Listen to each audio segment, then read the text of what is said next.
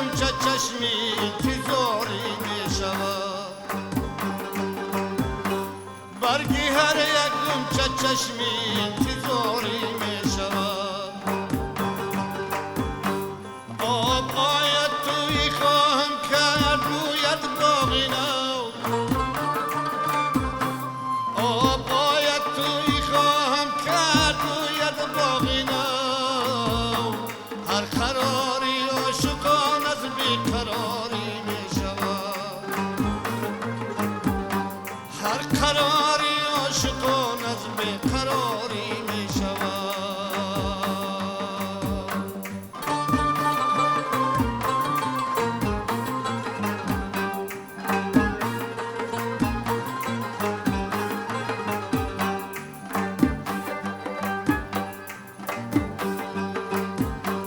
هر کی کرده آباد یک صحرای ناآباد را هر نیحال از همتی او یادگاری می شود هر کی کرده آباد یک صحرای ناآباد را هر نیحال از همتی او یادگاری می شود دانه تا در خاک نفتد که به بالا قد کشد قدری آدم هم بلند از خاک ساری می شود دانه تا در خاک نفتد که به بالا قد کشد قدری آدم هم بلند از خاک ساری می شود گل با آبی جوی وقتی که خماری می شود برگی هر یک غنچه چشمی انتظاری می شود برگی هر یک غنچه چشمی انتظاری می شود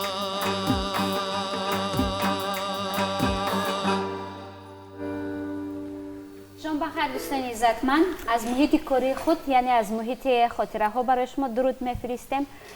و براستی محیط کاری گفتیم اما یک محیط کاری هست که کاری براحت است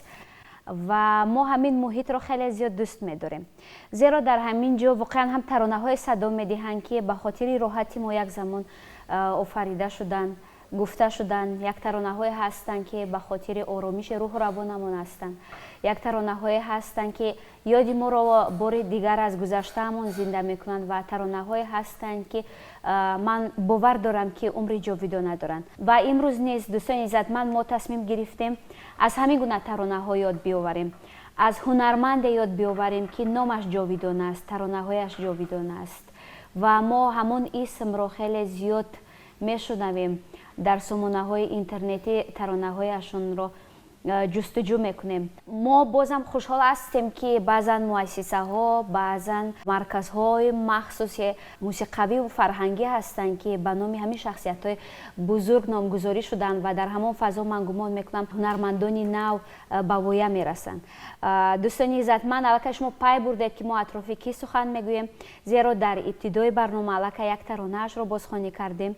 یعنی درباره هنرمند مردمی هنرمند دوست داشتنی هنرمند صحنه‌زی تاج‌الدین محی‌الدین حرف خواهیم زد البته با همراهی فیلارمونیایی که به نام همین هنرمند نامگذاری شده است فیلارمونیای خلقی به نام تاج‌الدین محی‌الدینوف شهر حصار خوش آمدید به برنامه‌مون تشکر ترانه‌ای که در ابتدا صدا داد ترانه آب جان بخش بود بله و از جانب آوازخوان فیلارمونیا عبدالرحمن نورов صدا داد تشکر میگویم استاد برای شما صدایتون خسته نباشد باور کنید انتخاب اول انتخاب خیلی خوبی بود راحت کردیم تشکر قرار است امروز بعضی خاطره ها رو بار دیگر در ذهنمان زنده بکنیم بعضی از همه دوره ها از سالهای 70 از سالهای 80 از سالهای 65 یاد بیاوریم از زمانی که واقعا هم سر و صدا و نفوذ هنرمند تاج‌الدین محی‌الدین نه تنها تاجیکستان بلکه گویم که دنیا را پخش کرده بود فعلا در نزد ما هستند نورعلی دودربکوف یکی از مطربان فعال فیلارمونیا میخواستیم که اطراف آن بگوییم که علاقمندی شما با تاج‌الدین محی‌الدین چگونه بود، زیرا هر نفری که همینجا می‌نشیند با اطراف این یا آن هنرمند حرف میزند، یا مخلصش است یا فرزندش است یا نزدیکان و پیوندانش است. نفری هست که با همان فعالیت، با همان راهی که همین هنرمندان طی کردند، همان راه را پیگیری میکردند، توجه به همان راه داشتند. تشکر زیاد زرینه بانو. راستگه وقتی که ما اطراف خاطره ها فراگیر میشویم و به یاد میبیاریم اون لحظه هایی که بود، اون چیزی که در خاطر ما نقش بسته است، مانده است، البته دشوار میشود بسیار چیزها را به یاد آوردن و من در اینجا با باوری تون گفتم میتونم که نفرانی که در اینجا حضور دارند امروز و کارمندان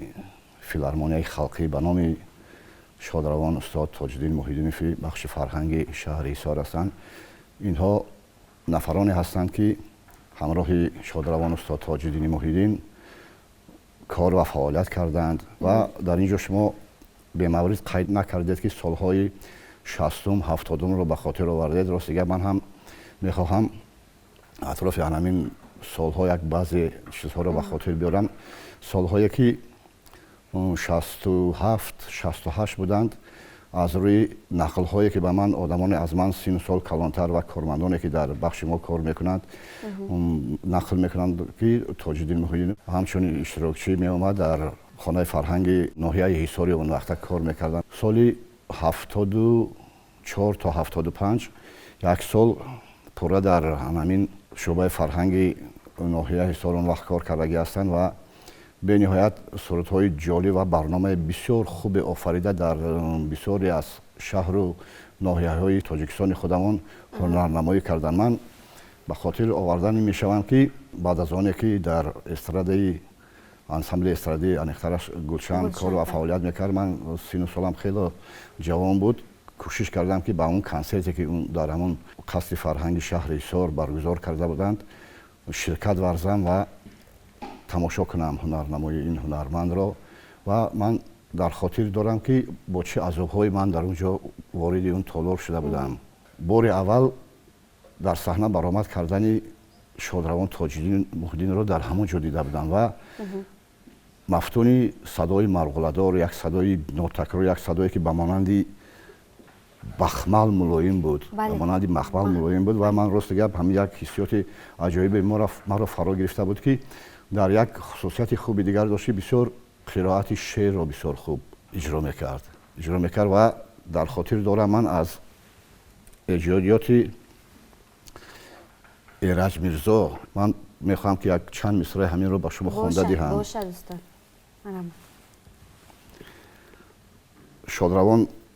تاج‌الدین محی‌الدین را برآمدش را اعلان کردن و روی صحنه وی اومد و سرود مادر باید بخواند. پیش یک بسیار هم درباره همین شعری که ایرج میرزا نوشته است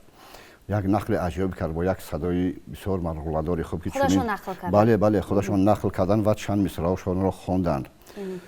داد معشوقه به عاشق پیغام که کند مادری تو با من جنگ، هر کجا بیندم از دور کند چهره پرچین و جبین پر آژنگ، با نگاه غضب‌آلود زند بر دلی نازک من تیری خدنگ،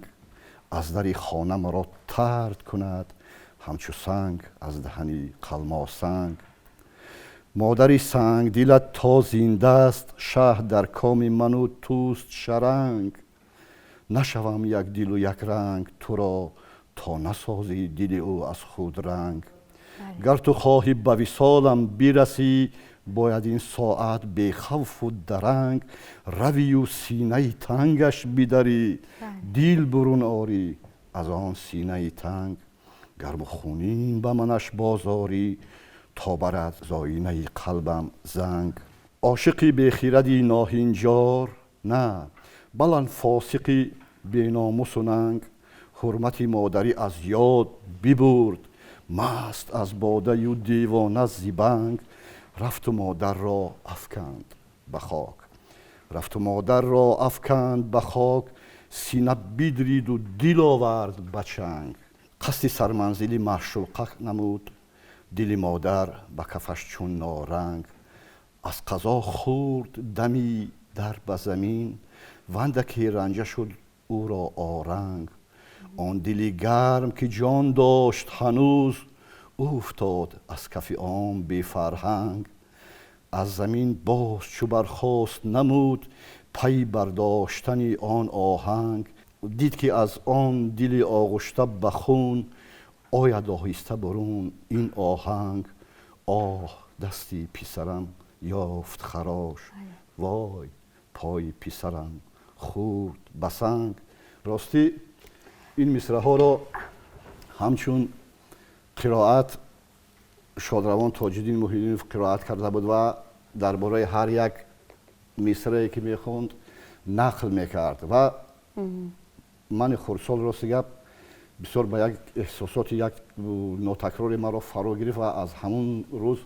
عجب نیست که مثلا من همین مهر صنعت مهر همین هنر به دل من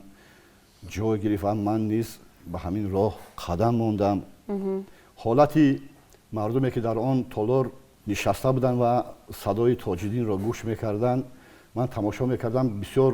مادرانی عزیز در آنجا بودند بسیار زنهای مهربان خواهرای مهربان در آنجا بودند و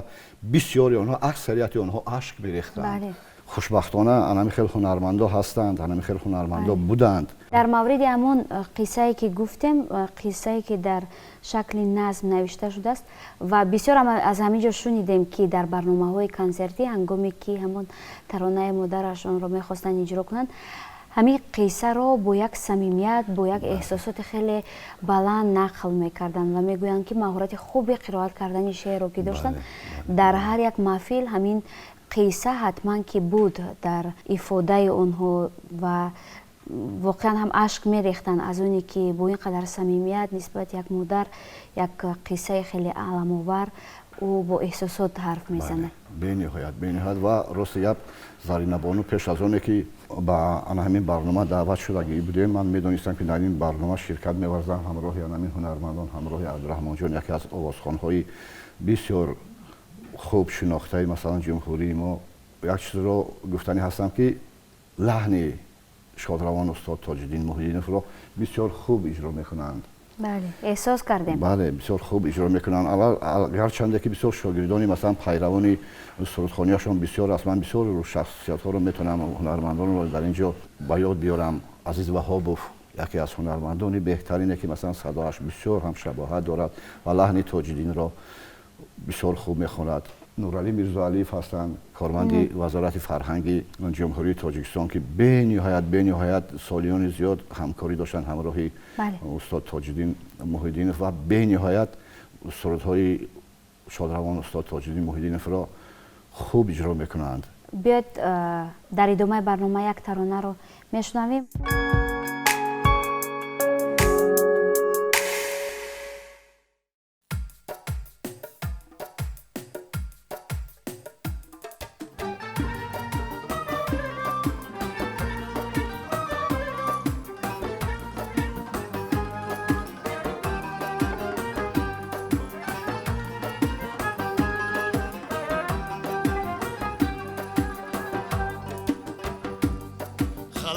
چو گل شکفته و خندم به طرفی با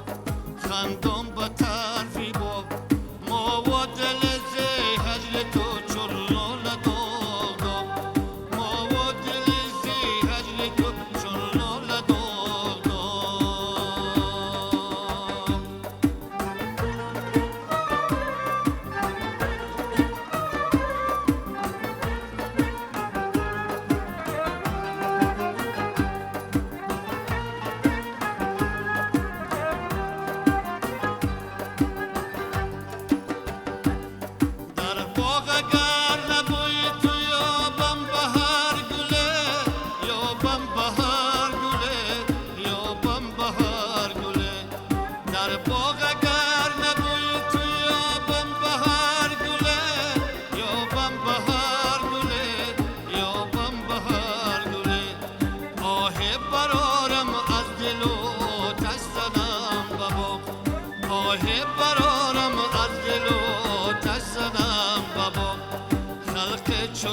شکفته و خندم به طرفی باب خندم به طرفی باب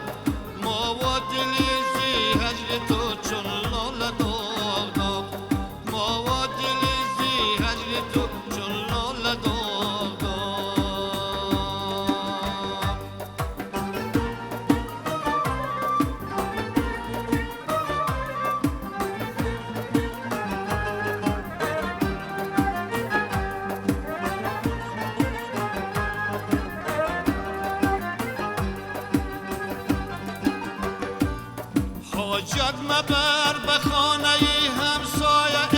رفیق همسایه رفیق همسایه رفیق حاجت مبر به خانه همسایه رفیق همسایه رفیق همسایه رفیق که امشب شراری سینه ای من مست بود چراغ که امشب شراری سینه ای من مست بود چراغ خلق چو گل شکفته و خندم به طرفی با خندم به طرفی با ما و دلیزی هجر تو چون لاله داغ داغ ما و دلیزی هجر تو چون لاله داغ داغ ما و دلیزی هجر تو چون لاله داغ داغ. بار دیگر خوش آمدید به برنامه. تشکر. و باز هم میخواستم درباره همین ترانه حرف بزنیم، خندان به طرف باغ. یک ترانه هست که واقعا هم در قطار ترانه های معروف تاج‌الدین محیدینوف است. یک ترانه هست که مردم همین ترانه رو خیلی زیاد دوست می‌دارن. درباره همین ترانه چی می‌دانید؟ زیاد می‌خوانید همین ترانه رو در فیلارمونیا؟ درباره هر یک سرود و ترانه‌ای که شادروان تاج‌الدین محیدینوف اجرا کرده است، البته چقدر که حرف زنیم البته باز هم کم است، زیرا که وقتی که صدا بسیار دلکش است البته بر دل مخلص جا می شود. من فکر میکنم که یگان سرود یگان ترانه که از جانب شادروان تاج‌الدین محیدینوف اجرا شده است گفتن ممکن است که بر دل شنونده او کم راه یافته باشد یا که از خاطر فراموش شده باشد. بله. سازی خوش و آوازی خوش میگویند دارند هر یک لذت بینگر که لذت چون بود محبوب خوش آواز را. و انا همین جذابیت صدای تاج‌الدین محیدینوف بود که او در تمام سراسر سرزمین ما و بیرون از سرزمین ما البته همزبان‌های ما بسیار گوش می‌کردند. من خاطره‌های بسیاری دارم که از جمهوری با ما دوست برادر همسایه افغانستان هنرمندان در تاجیکستان ما این در دوره شوروی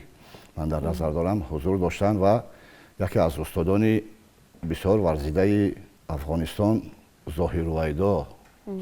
به من میسر شده است که توسط تاج‌الدین محیدینوف با ظاهر ویدا شینیم هم صحبت شویم، از نزدیک شناس شدگی هستیم و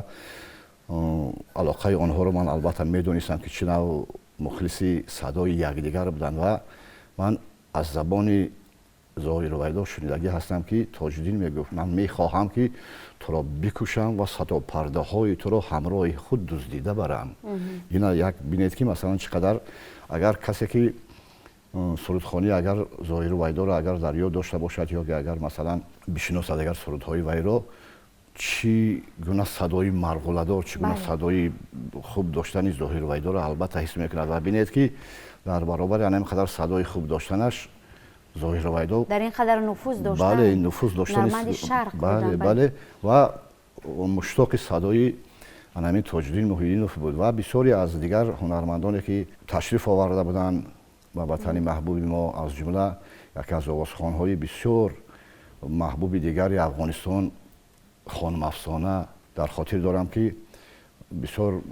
علاقمند صدای شادروان تاج‌الدین محیدینوف بود. و یک چیز دیگر نگفته نماند که سفرهای هنری داشتیم. اون وقتا من در کمیته تلویزیون و رادیو کار میکردم در هیئت انسامبل رقصی زیبا با حیث نوازنده و ما سفرهای هنری یک چند مراتبه داشتیم همراه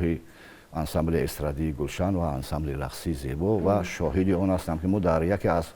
تالارهای مهمانخانه اینترکانتیننتال افغانستان کنسرت مشترک داده بودیم. در اونجا مثلا همراه از هنرمندان ما همین شادروان تاج‌الدین محیدینوف بود، خودی ظاهر ویدا در اون کنسرت هنرنمایی کرده بود و خرمشیرین و دیگر مثلا هنرمندانی که در انسامبل استرادی گلشن کار میکردن. البته مثلا بهادر عمر زیایف، بهادر نعمتوف، رحیمه شلایر بودن در اونجا انتظاری میکشیدن مخصوص برآمد تاج‌الدین محیدینوف و البته اون سرود مشهورش ای صنم رو میخوند با گروه انسامبل زیبا وقتی که رقص میکردن بسیار خوب پذیرفته میشد. آن همین چیزا از خاطر من هیچ فراموش نمیشوند. این چیزایی که من بچه‌ش میخواد البته دیده هستم و شاهدی همین واقعه ها بودم. واقعا هم همون زمانی که گلدختران زیبا بله. زیر نوای همین ترانه می رقصیدن، ببینید که آوازه همین گلدختران زیر همین نوا همین صدا به همه کشورهای سابق اتحادیه شوروی پخش شده بود و همون سالها گویم که یک دوره طلایی انسامبل گلشن بود با اومدن تاج‌الدین محی‌الدین، با اومدن بهادر نعمتов، با اومدن خرما شیرین و مقدس نبی و کرامت‌الله قربانov، واقعا هم چهره‌هایی بودند که گویم که صنعت استرادی ملت تاجیک رو به قول ترکاندند. بله بله. تو با کجاها همین آوازه ها رفته بود؟ راستیت پیش از همین برنامه تشریف آوردنمون یکی از نفران در نزد قصر فرهنگ شهر ایسار با یکی از نفران هم صحبت شدم که به واسطه همراه تاج‌الدین محی‌الدین کار و فعالیت کردن. لطیف کمالی یک شخصیتی که مثلا به نهایت سالهای زیاد همراه تاج‌الدین محی‌الدین کار کرده است، هم در دوره در فیلارمونیا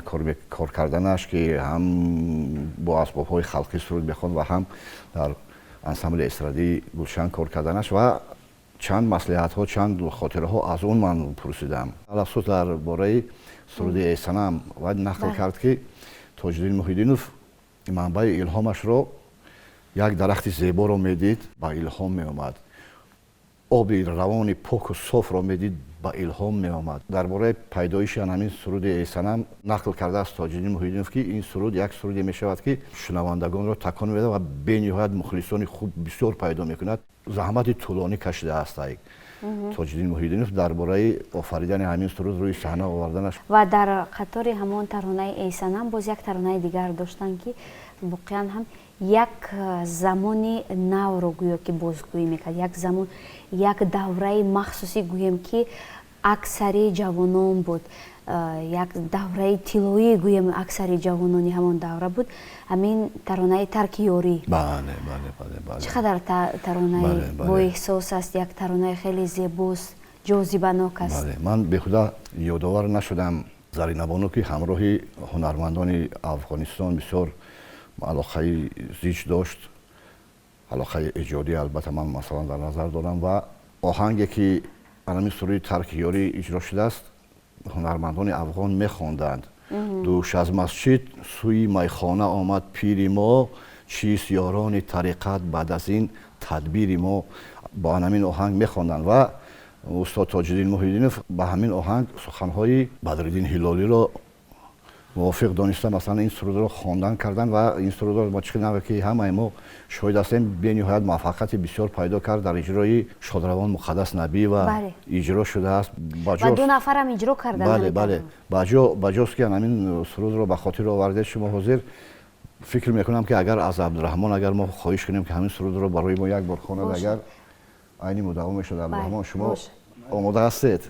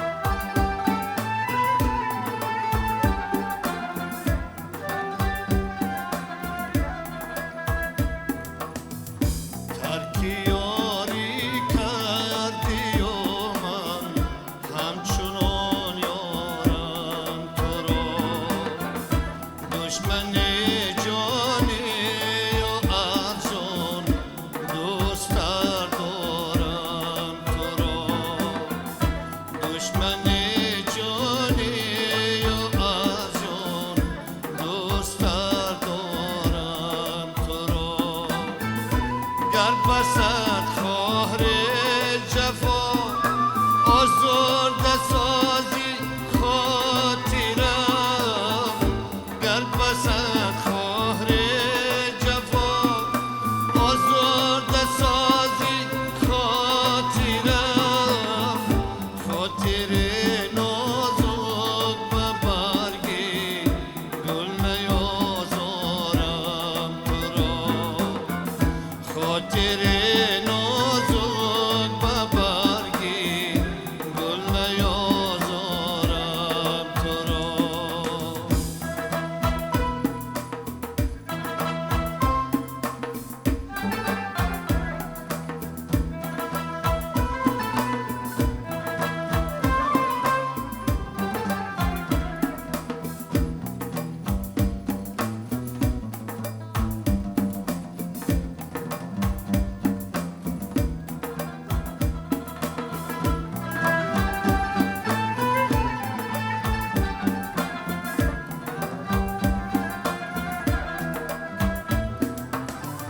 یک دو روز صبر کن ای جان بر لب آمده یک دو روز صبر کن ای جان بر لب آمده زانکه خواهم در حضوری زانکه خواهم در حضوری دوست بسپارم تو را دوست بسپارم تو را ترک یاری کردی و من همچنان یارم تو را دشمن جانی و از جان دوست‌تر دارم تو را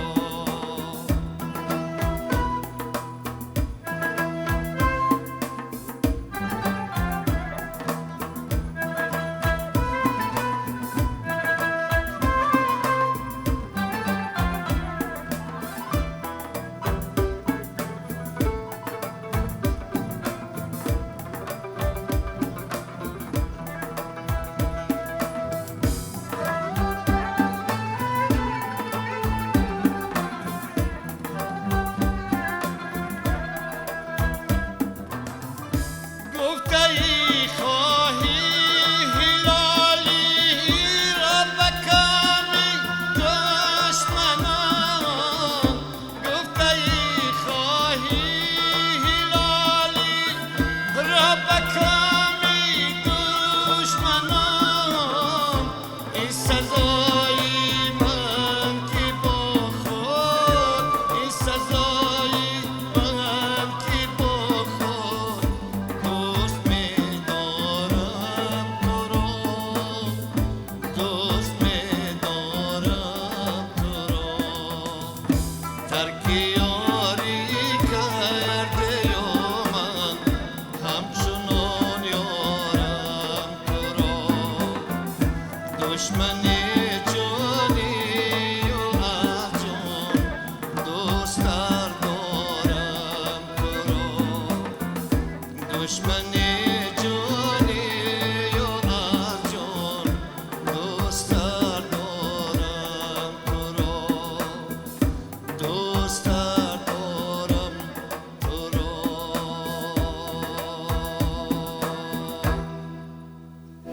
دوستان عزتمند یادداشت میکنم که این برنامه خاطره هاست و ما امروز از کتاب خاطره ها باز کردیم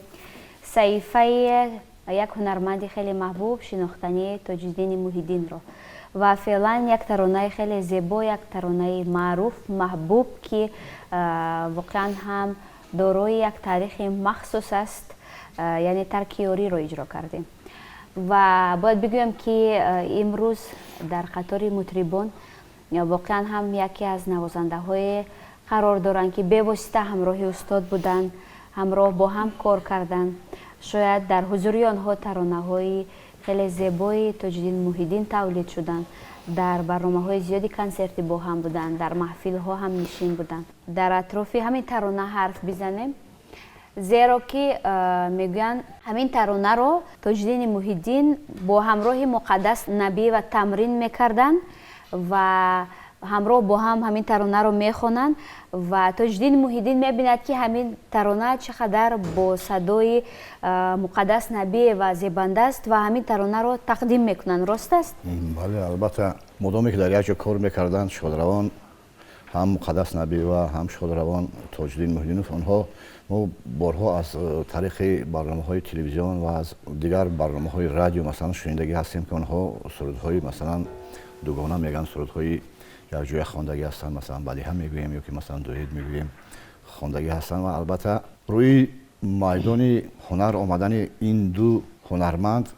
علاوه خصوص در انسامبل استرادی گلشن البته بسیار یک تکان خوبی برای مثلا استرادای تاجیک داده بود زیرا که همون دو صدا همون دو چهره تاجیکانه همون دو لحنی که بسیار خوب دو صدای مخملی بله مخملی نه که علاوه خصوص من صدای مقدس نبی و شادروان رو مثلا گوش میکنم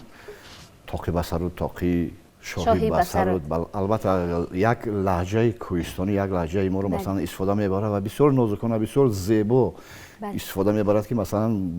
در همون سرود یگان کستگی وارد نمیکنه در همون لهجه که خاصی همون محل کوهستان است. باور میکنه در همین تاج‌الدین محیدین هم همین خیلی مثلا یک لحن بسیار تاجیکانه داشت که او کاسته نمیکرد در سرودهایی که اجرا میشدن و در همون یگان کاستگی یگان ایراد یافتن ممکن نبود. فکر میکنم بسیار دریافت خوب هم کرده است استاد تاج‌الدین محیدینوف که پیشکش همین مقدس نبی و کرده است همین سرود رو که ما تا امروز همین سرود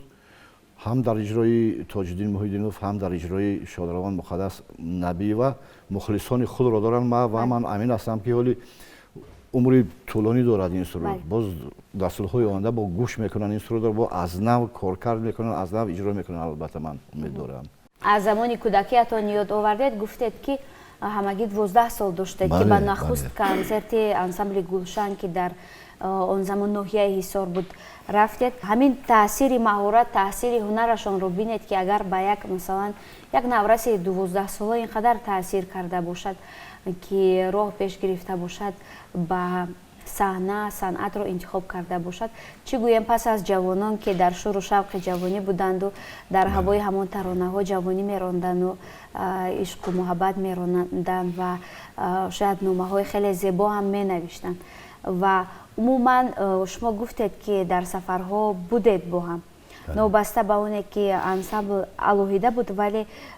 در یک کمیته که بودید همدیگر رو میدیدید. چه خاطره ها از گفته های تاج‌الدین محیدین دارید؟ کدام سخن ها در زبانشان بیشتر بود؟ امروز که یاد می آورید همان صدا رو با کدام سخن ها پیش نظر میارید؟ یک چیز دیگر رو گفتنی هستم که روز دفن شادروان تاج‌الدین محیدینوف در خاطر من هست. یکی از کمپوزیتوران بی نهایت شناخته خلق ما، ملت ما، تاجیکستانی عزیز ما، استاد فتاح آدینایوف اشک ریزاند و با همین زبان گفت که چون غنچه اگر سینه تنگم بشکافی دانی که نبوده است دلافگارتر از من. همین مصرع‌ها را من شاهد هستم که گفته بود و بیهوده نیست. البته در اجرای تاج‌الدین محیدینوف از آفریده های عبدالفتاح آدینایوف نیز بسیار سرودها جای دارند، علاوه خصوص فلکی که خوانده است تاج‌الدین محیدینوف با یک لحن خوب، با یک جذابیت و یک استادکارانه ساخته است. استاد فتاح آدینایوف آن را که فلک را پر معنی داد کرده داده است و با طرز استرادی اجرا شده است. البته این کار این مهارت بسیار خوب را طلب میکند و من امین هستم که روزهای نزدیک و فرصت‌های نزدیک باز یک برنامه مکملتر، یک برنامه که مثلا باز هم پهلوهای دیگری هنری تاج‌الدین محیدین میکشاید شاهد میشویم. البته و میگویند که صداست که میماند و همین ببینید قدرت صدا رو که تاج‌الدین محیدین چندان عمر طولانی نداشتن، خیلی جوان بودن که دنیا رو پدرود گفتن، اما همین قدرت صدا، قدرت موسیقی،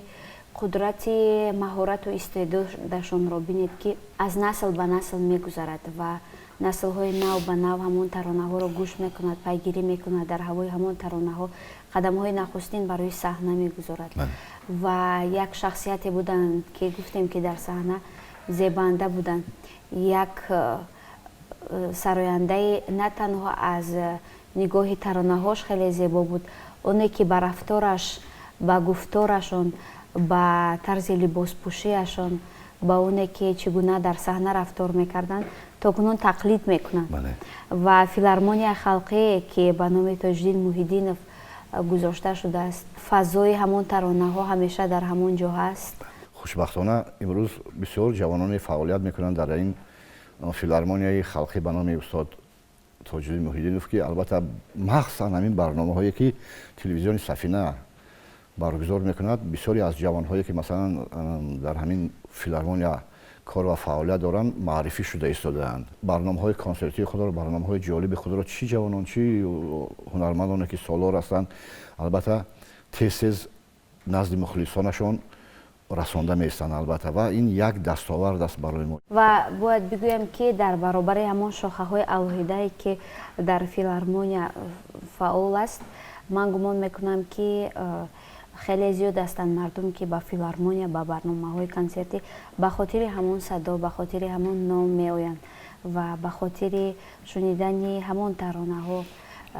با فیلارمونیا می آیند و برای شما تشکر میگوییم که همون صدا رو، همون خاطره رو،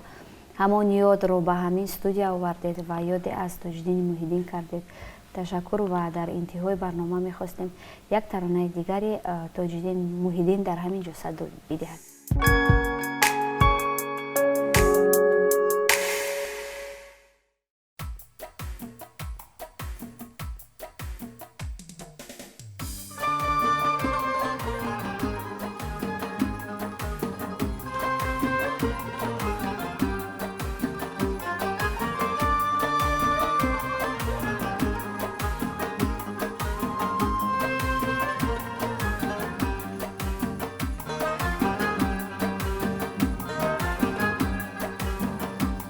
در کوی بودانش کسی زورتر از من،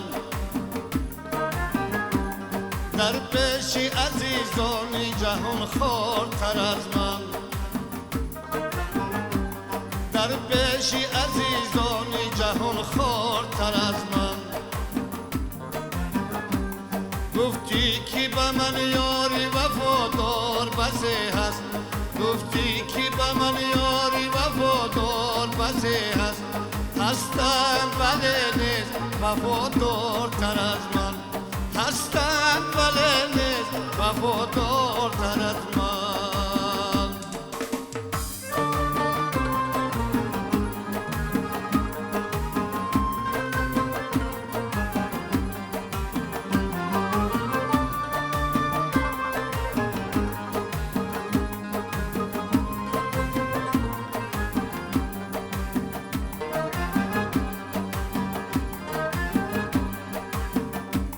چون غنچه گر سینه تنگم بشکافی،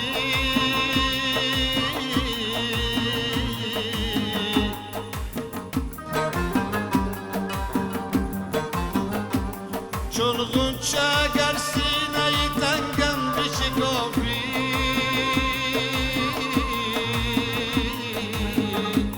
دانی که نبوده است دلم کارتر از من، دانی دلمدارتر از من، در کوی بودانش کسی زورتر از من، در پیش عزیزان جهان خورتر از من.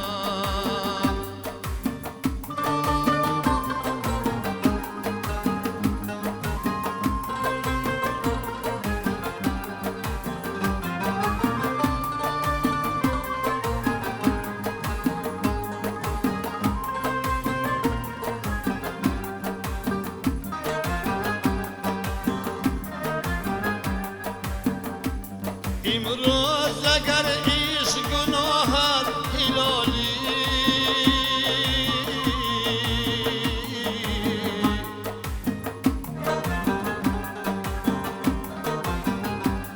امروز اگر عشق گناه هلالی،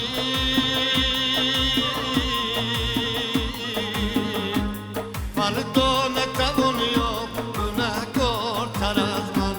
فردا نتوان یافت گناهکارتر از من، در کوی بودانش کسی زورتر از من، در پیش عزیزان جهان خورتر از من، در پیش عزیزان جهان خورتر از من. دوستان عزتمند، برنامه خاطره ها بود منظور شما و امروز ما یاد از هنرمند مردمی کشورمان تاج‌الدین محی‌الدین کردیم با همراهی فیلارمونی خلقی به نام تاج‌الدین محی‌الدین فی شهر حصار. در انتها آرزوی آن را داریم که بگذار شما هوس و حوصله گوش کردن ترانه‌های صرف تاجیکی را داشته باشید، یعنی زندگیتان همیشه آرام، آسوده و بدون غم باشد. خیر عزیزان.